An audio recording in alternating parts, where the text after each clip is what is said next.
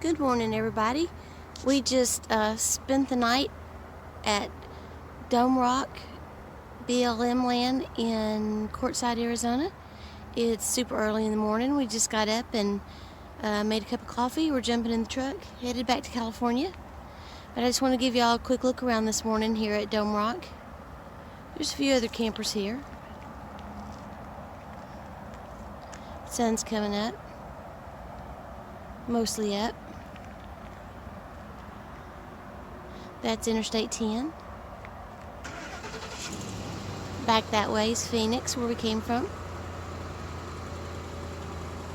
And what's left of the sunrise this morning. And Lee just started the truck, so Buster and Lee's waiting on me to come on, and we're headed back to the Joshua Tree area. Good morning, everybody.